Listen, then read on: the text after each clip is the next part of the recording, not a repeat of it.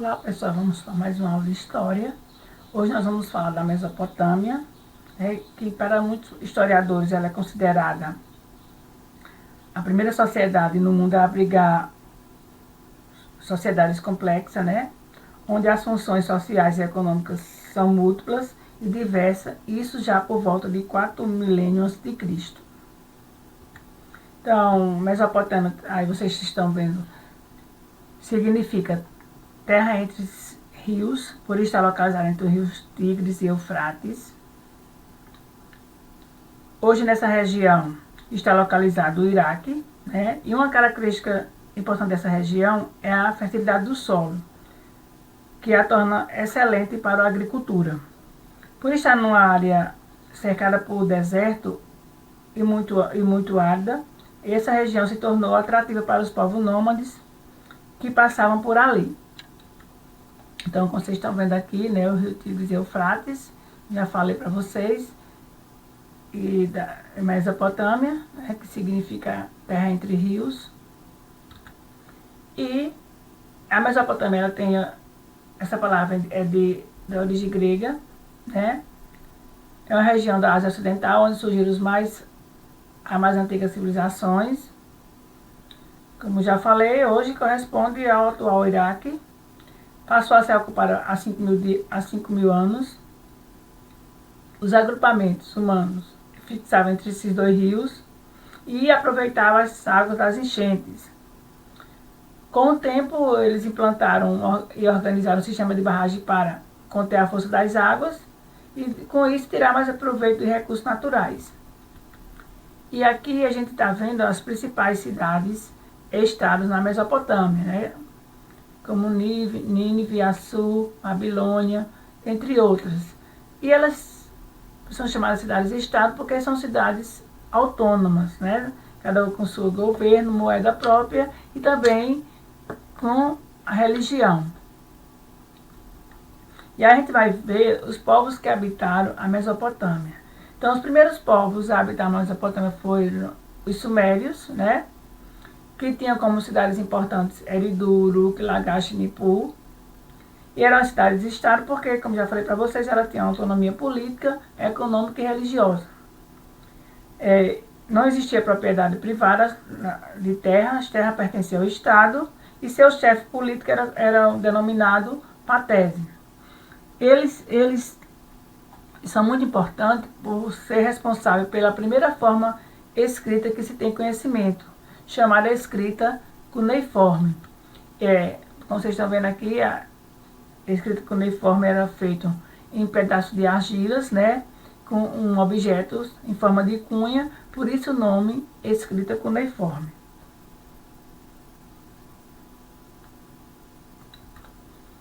E aí vamos ver os babilônios, Os babilônios, eles destruíram os acadianos, e se transformou em uma das grandes capitais da antiguidade. Tinha como seu principal líder o rei babilônico Hammurabi, que Hammurabi, ele se destacou por elaborar o primeiro código de leis escrita, conhecido como Código de Hammurabi, e era baseado na lei de Talião, ou seja, olho por olho, dente por dente. O castigo era de acordo com o crime, que vocês vão ver mais adiante. Por volta do século XVI a.C., o Império foi aniquilado por diversas invasões.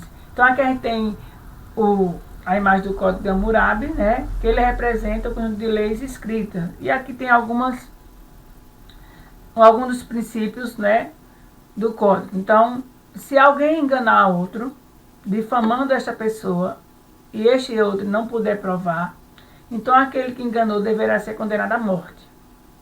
Se uma pessoa roubar a propriedade de um templo ou corte, e ele será condenado à morte, e também aquele que receber o produto de roubo deverá ser igualmente condenado à morte. Se uma pessoa roubar o filho menor da outra, o ladrão deverá ser condenado à morte. Se uma pessoa arrombar uma casa, deverá ser condenada à morte na praça da frente do local do arrombamento e ser enterrado. Então, aqui são alguns dos critérios defendidos por Hammurabi, no seu código. Esse conjunto de leis escritas tinham mais de 240 princípios desses. E aqui são os acádios, né? Os acádios foram povos nômades vindos do deserto da Síria, começaram a entrar no território pelo norte e acabaram a impor sua hegemonia. Né? Por volta de 2400 a.C., eles foram liderados por Sargão I, dominaram toda a região e estabeleceram o primeiro estado centralizado da Mesopotâmia. Eles dominaram também os sumérios, né? Mas só que eles absorveram a cultura suméria. E outras invasões sobre a área, no entanto, destroçaram o Império Acádio. Por volta de 2100 a.C., como eu falei para vocês, eles foram aniquilados pelos babilônios. Agora vamos falar dos assírios, né? Que eram povos de origem semita, que viviam de pastoreio e habitavam à margem do rio Tigres. Os assírios anexaram territórios além do limite da Mesopotâmia, como a Síria e o Egito. Começaram a se organizar em uma sociedade altamente militarizada e expansionista, né?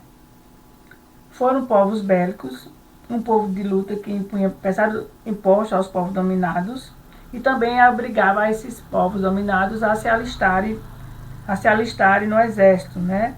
E a cada conquista eles aumentariam mais o número do seu exército, né? Isso aí, contudo, gerou uma insatisfação crescente a esses povos. Considerados guerreiros ferozes, os assírios impunham a dominação pelo terror, né? Saqueavam, destruíam e amedrontavam os vencidos. Eles também, como já falei para vocês, eles foram o primeiro a ter o exército organizado. Desenvolveram a tecnologia como catapulte, que era uma espécie de colher que eles utilizavam para lançar objetos, e a ariete, que era uma espécie de máquina utilizada na guerra, né? O império entrou em declínio devido a uma série de sangrentas revoltas dos povos oprimidos. O último dos assírios a governar foi Assurbanipal. Ele foi responsável por diversos feitos bélicos, dos quais se vangloriavam. Assurbanipal é lembrado como o criador da grande biblioteca de Nínive, que essa biblioteca é responsável por grande parte do que a gente conhece sobre a Mesopotâmia, né? Ela continha milhares de textos escritas cuneiformes, como cartas reais, crônicas, decretos de governantes, entre outros. Aqui a gente está vendo a imagem dos assírios, né?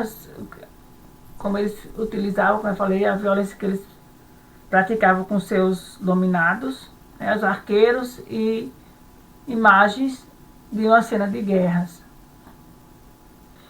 Sob o governo de Nabucodonosor, o Império Napoleônico se expandiu e atingiu seu tamanho máximo, chegando ao mar Mediterrâneo, né? Após o comando de Nabucodonosor, que durou quase 60 anos, o Império decaiu e em 539 a.C., o povo do Mesopotâmia foi derrotado pelos persas. E aqui a gente vai ver a estrutura social da Mesopotâmia. Então, no topo da pirâmide estavam os chefes políticos, conhecidos como patese, né?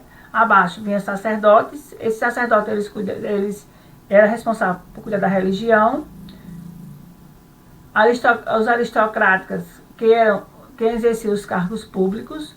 Os militares, que cuidavam da defesa e das conquistas. Os comerciantes e artesãos, que era parte da economia da sociedade. Os camponeses, que era a maioria da população, e os escravos, que eram pessoas, né,